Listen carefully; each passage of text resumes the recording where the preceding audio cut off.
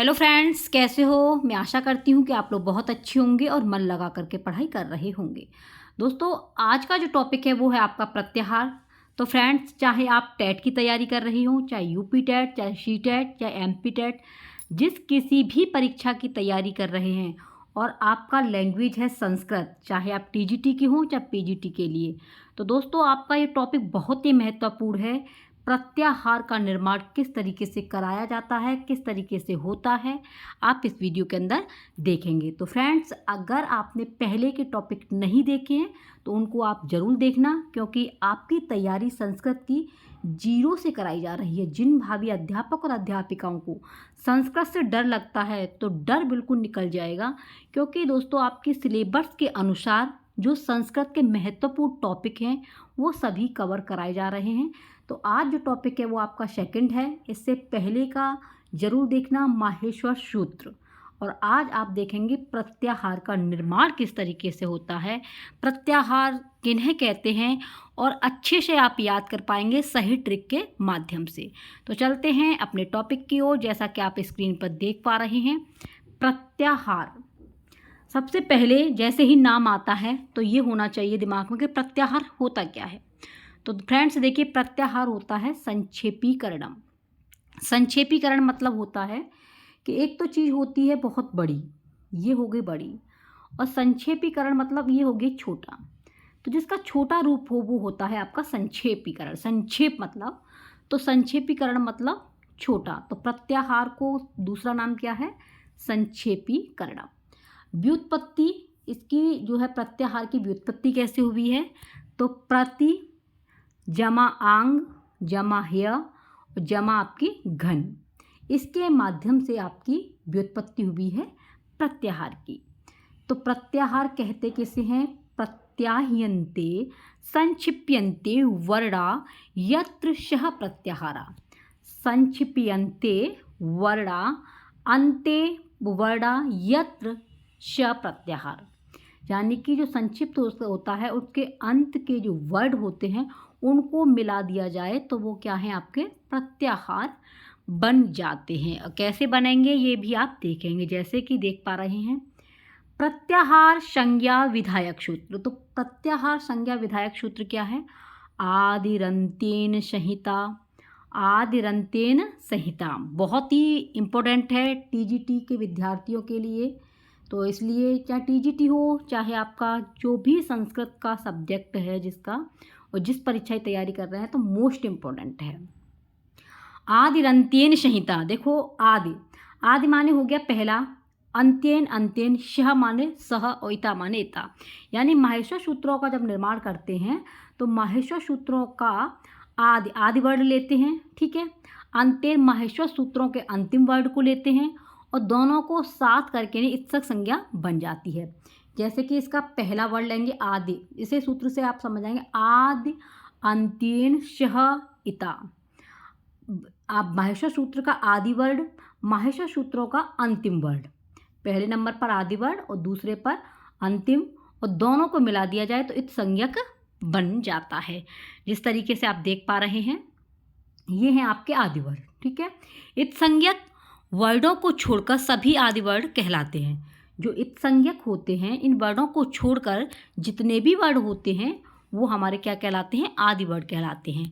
अब देखिए, अ ई ऊड, रील रक, ए ओड, ए ओच, हयवरट। तो ये क्या है, इक। जैसे कि इसमें ले लिया हमने इक, इक में ये आपका क्या हो गया, ई ऊ रील रक। एच, एच में जो है आपका क्या बन गया, ए औ, ए ओ, ए औ, ये आपके एच में बन गए। तो लोप तस्य लोपः, इसका जो है आपका लोप हो गया, तस्य लोप हो गया। तो इस तरीके से आपकी समझ में आ गया होगा कि अ ई उ ड ये आपका हो गया, ये अंत का, ये क, जितने भी ये हलंत होंगे तो ये आपके क्या हो जाते हैं, ये ध्यान रखना, जो आई उड़ा ये हलंत वाले जो होते हैं पीछे के, ये नहीं लिए जाते। इसलिए इस संज्ञक वर्णों को छोड़कर ये जितने भी हलंत वाले हैं ये क्या हैं, आपके इत संज्ञक वर्ड हैं। ये क्या है, ये इत संज्ञक वर्ड है, ये जितने भी दिखाई दे रहे हैं। प्रत्याहार का निर्माण कैसे हुआ फिर, प्रत्याहार निर्माण में सर्वप्रथम माहेश्वर सूत्र का आदि वर्ड लेते हैं।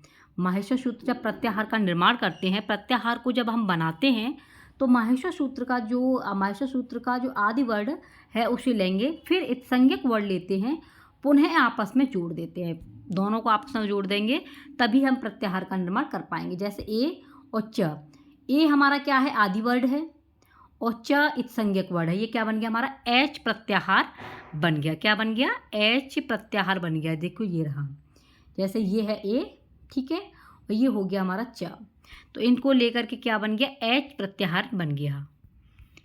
प्रत्याहारों में नेक्स्ट पॉइंट बना करके लिखते चलना, नोट्स अपने कंप्लीट कर लेना। एक बार अगर नोट्स बना लेंगे तो वो आपकी सभी परीक्षाओं के लिए इम्पोर्टेंट साबित होंगे।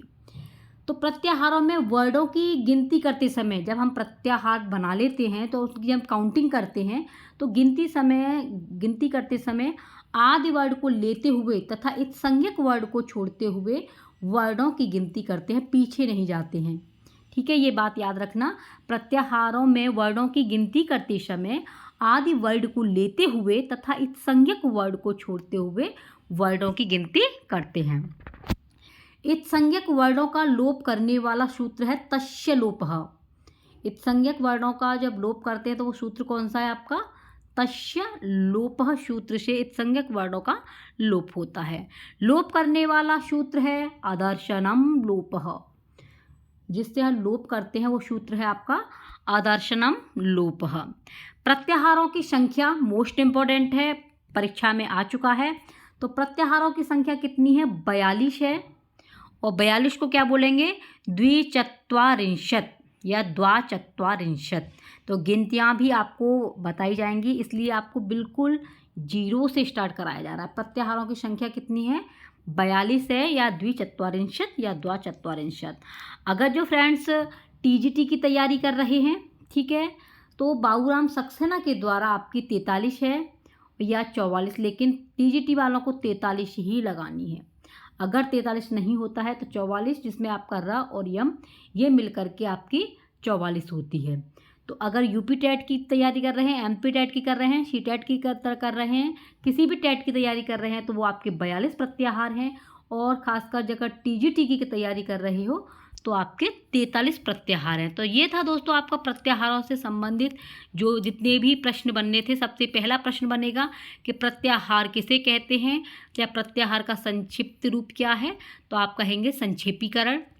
दूसरा बनेगा कि प्रत्याहार की व्युत्पत्ति कैसे हुई है, तो आप बताएंगे प्रात जमा आंग जमा हय धन, आपका घन से व्युत्पत्ति हुई है। प्रत्याहार का विधायक सूत्र क्या है, ये क्वेश्चन बन जाएगा। तो आतिरंत्येन संहिता, ये आपका विधायक सूत्र है, ठीक है। और अगला बन जाएगा आपका कि एक प्रत्याहार के अंदर कौन कौन से वर्ड आते हैं, तो एक के अंदर आपका ई उ रील रक आते हैं, ठीक है। एक के अंदर क्या आते हैं, एक के अंदर आते हैं आपके, जैसे अगर इक्का पूछा है तो ई लेंगे, इसको छोड़ देंगे, ठीक है, रील र, और फिर आपका क तो है ही, तो इसके अंदर क्या आ जाएंगे, 1 2 3 4 आ जाएंगे, ई उ रील। अगर प्रत्याहार जब हम बनाते हैं तो देखिए बनाने में क्या करते हैं, जैसे पूछ लिया एच प्रत्याहार कैसे बनाएंगे, तो एच में क्या है, हमने ए ले लिया, ठीक है, ओ लिया, लेकिन ये इत है हलंत वाला, ये नहीं लेंगे, ए लेंगे, ओ लेंगे, लेकिन च नहीं लेंगे, क्योंकि जितने भी हलंत लगे होंगे वो नहीं लेंगे प्रत्याहार बनाते समय। तो इसमें ए ओ आई औ ये आपका एच के अंदर आ गए, ठीक है। लोप करने वाला सूत्र कौन सा है, तो आपका हो जाएगा तस्य लोपः। प्रत्याहार का निर्माण किससे हुआ है, तो माहेश्वर सूत्रों से प्रत्याहार का निर्माण हुआ है। अगला क्वेश्चन बन करके आ जाएगा कि लोप करने वाला सूत्र कौन सा है, तो आदर्शनम लोपः, ये सूत्र है आपका लोप करने वाला, ठीक है। प्रत्याहारों की संख्या मोस्ट इंपॉर्टेंट, तो प्रत्याहारों की संख्या 42 है, जितने भी टेट के अभ्यर्थी हैं, और टीजीटी वालों के लिए 43 है। 42 को क्या बोलेंगे संस्कृत में, तो द्विचत्वारिंशत्। तो ये था आज का महत्वपूर्ण टॉपिक, और ज़्यादा दोस्तों समय भी नहीं गंवा रहे हैं कि आपका अधिक समय लेती हूँ। 10-10 15-15 मिनट की आपको वीडियो मिलेंगी, जिसमें आपका संपूर्ण टॉपिक जो है कवर कराया जाएगा। इसलिए आप जो अपने नोट्स बनाते चलें। पीडीएफ प्राप्त करने के लिए टेलीग्राम से ज़रूर जुड़ जाना, और जितना हो हमारे अभ्यर्थियों को ज़रूर शेयर करना, क्योंकि संस्कृत गंगा को आपको बढ़ाना है। संस्कृत को जो कि अभ्यर्थियों की समझ में नहीं आता है उन तक इस वीडियो को ज़रूर शेयर करना। ठीक है फ्रेंड्स, मिलते हैं नेक्स्ट वीडियो में नेक्स्ट टॉपिक के साथ में। तब तक के लिए आप बने रहिए अपनी ही आदर्श कैरियर क्लास के साथ में। Take care, bye bye.